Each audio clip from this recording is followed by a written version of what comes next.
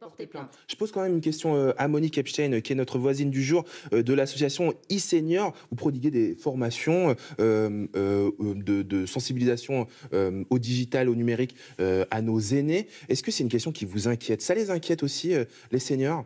Oui, évidemment. C'est, enfin, parmi nos cours, c'est une thématique qu'on aborde depuis quelque temps.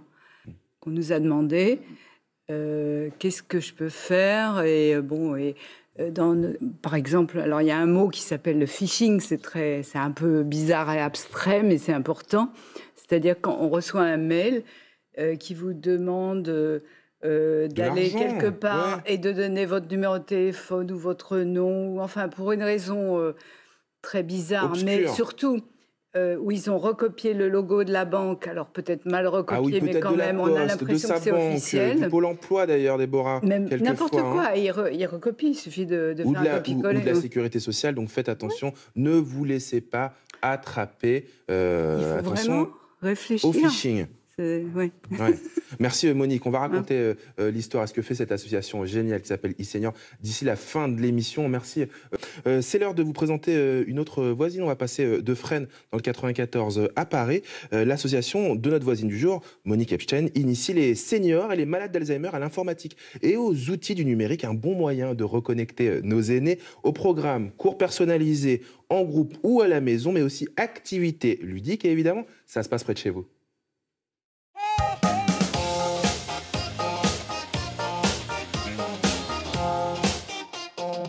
Et cette association, Monique, elle s'appelle e-Senior. La question que je voulais vous poser pour commencer, c'était de rappeler ce contexte. On est quand même à l'heure du tout numérique, du tout digital. Est-ce que c'est de plus en plus difficile pour les seniors de s'y retrouver, ou alors c'est une idée reçue, c'est un cliché, et nos aînés, ils sont déjà connectés et ils savent déjà tout faire avec leurs ordis, leurs tablettes, leurs téléphones? À ma grande surprise, je ne pense pas que les seniors soient tous connectés. Alors déjà, j'ai créé cette association il y a 15 ans. Et je ne pense pas qu'à l'époque, j'aurais imaginé être encore là, 15 ans plus tard, Ouais. à avoir des personnes qui nous appellent tous les jours et de plus en plus en ce moment. Ouais. De plus en Bon, plus c'est normal. avec le confinement, les Avec le confinements, confinement, j'imagine, oui. puisque dans les EHPAD ou quand on est aîné, qu'on vit seul et qu'on ne peut pas recevoir sa famille, les petits-enfants, c'est compliqué et de fait, il a fallu s'y mettre. J'avoue que il y a un exemple que je donne qui est celui de s'inscrire à la vaccination. Ah oui, Comment peut-on s'inscrire à la vaccination si on n'a pas de mail et si on n'a pas d'ordinateur et si on ne sait pas aller sur Doctolib, mmh, etc., mmh. etc. Bon, ça, c'est une bonne raison pour venir chez nous. Mais il y en a d'autres. Il y a converser avec sa famille à distance en ce moment. Enfin, et Activer sa webcam aussi. oui, alors déjà, Bah, comment déjà, pour moi, c'est utiliser compliqué, je Zoom vous assure, hein. Activer ma webcam, c'est compliqué. Oui, puis quand elle marche pas, la paramétrer le son, rien que le son, c'est déjà un problème en soi. Voilà. Vous-même, vous êtes une as de l'informatique. Vous aviez une carrière centrée sur l'informatique. Vous pouvez nous expliquer comment ça fonctionne, justement? Comment est-ce que vous avez eu à cœur de transmettre votre savoir à celles et ceux qui viennent fréquenter vos formations? Alors, c'est assez facile à expliquer. J'ai commencé l'informatique très tôt. J'ai fait une licence d'informatique à Jussieu en 68, 1968. Et donc, j'étais vraiment dans les premiers cursus d'informatique Ah ouais. universitaire.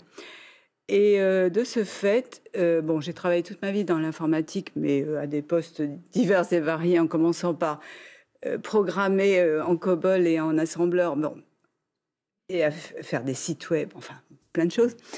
Et en 2005, en fait, j'ai eu l'idée de créer cette association parce que je me suis rendu compte que j'étais évidemment en avance par rapport aux autres personnes de mon âge. Mm. De là est venue l'idée de créer des formations pour les seniors. Combien de personnes aujourd'hui fréquentent vos formations, fréquentent e-Senior? Alors, nos formations les groupes sont tout petits. On a, même hors Covid, pas plus que 4-5 personnes par formateur. Alors maintenant, a fortiori, on a même diminué à 3 peut-être. Bon, 3 et un formateur. Bon. Donc, c'est pas des chiffres, c'est pas de grands chiffres, hein. Mais on compte au moins une cinquantaine de personnes tous les trimestres, parce qu'on fonctionne par trimestre, une cinquantaine, même voire plus, entre 50 et 100 nouveaux élèves tous les trimestres. C'est dire s'il y a Surtout Paris. de la demande et à souligner aussi cet accueil très personnalisé. Oui, ça Euh, doit être très eh personnalisé. oui, bien Chacun sûr. doit avoir son ordinateur pour apprendre et si possible, pas plus que 4 élèves pour un formateur. Ouais. On parlait de formateurs, justement. On va écouter le témoignage d'un de vos formateurs. Il Ouais. s'appelle Noël et voici ce qu'il nous a envoyé. Ce qui m'a amené à cette aventure, c'est la transmission du savoir aux seniors qui sont de plus en plus intéressés par la pratique numérique, non seulement pour leur faciliter les démarches administratives ou pour pratiquer une activité ludique. Et il y en a même qui sont intéressés par les réseaux sociaux, pour vous dire. Donc j'en suis très content de travailler pour l'association et de faire ce que je fais. Ah oui, on a plein, on le voit hein, sur les réseaux sociaux maintenant, des gens de tous âges, aussi des aînés, aussi ont créé leur compte, aussi bien sur Facebook, ça on le sait, mais aussi sur Instagram et même sur TikTok, je l'ai vu. Oui. Ce que je voulais vous dire par rapport à ce formateur, c'est un très bon exemple parce que c'est quelqu'un qui est très patient. On voit qu'il n'est pas stressé, hein. C'est très important pour nos formateurs, Ouais. que ce soit des personnes qui ont beaucoup de patience, qui ne soient pas stressés, qui soient souriants. Mm.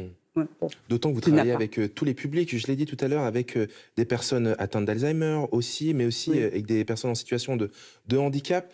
Comment est-ce que vous faites pour faire en sorte que ça se passe bien, le mieux possible, des deux côtés? Alors, en temps normal, parce que maintenant, en tant que Covid, on a justement un problème avec les personnes atteintes de syndrome MCI ou Alzheimer, parce qu'elles ne peuvent plus aller dans les centres d'accueil de jour où on faisait Avec qui vous travaillez, oui. nos formations. Et donc, normalement, on devrait aussi travailler avec ces personnes-là en Zoom. Et ça, c'est pas facile. Mais en temps normal, Une application qui permet de se voir hein, par son ordinateur. Hein. oui, c'est Ouais. ça, avec une webcam, évidemment. En temps normal, c'est beaucoup plus difficile, évidemment, de travailler avec des personnes atteintes d'Alzheimer. Et là, effectivement, le quota de formateurs, on en est presque à un élève, un formateur, parce que sinon, c'est très difficile. Et puis, on peut utiliser aussi des outils tels des tablettes simplifiées, des ordinateurs simplifiés. Mais pour ce public-là, plus spécifiquement. Parce que justement, pour des seniors que je dis normaux, moi, je préfère utiliser des ordinateurs normaux. Enfin, bon. Qu'est-ce qu'il faudrait faire pour enrayer cette fracture numérique et rendre, pour le coup, le digital accessible à toutes et tous, peu importe son âge? Alors, il y a 2 mots-clés, c'est formation, surtout. Et Ce que puis vous faites chez aussi, eSenior. bon, avoir quand même l'infrastructure. Enfin, bon, on n'a pas encore Internet partout. Il y a des régions en France qui sont encore des déserts, des déserts numériques. Donc, il faut déjà avoir l'ordinateur, la connexion et puis une formation adaptée. On compte sur vous pour que ça bouge du côté d'eSenior. Merci en tout cas pour ce que Voilà. vous faites. Merci beaucoup. Monique, Delphine et Déborah, c'est déjà la fin de l'émission. On garde le contact ce lundi grâce à nos réseaux sociaux, directement Instagram, Facebook et Twitter, @France3 Paris. J'ai un petit fortune cookie du jour.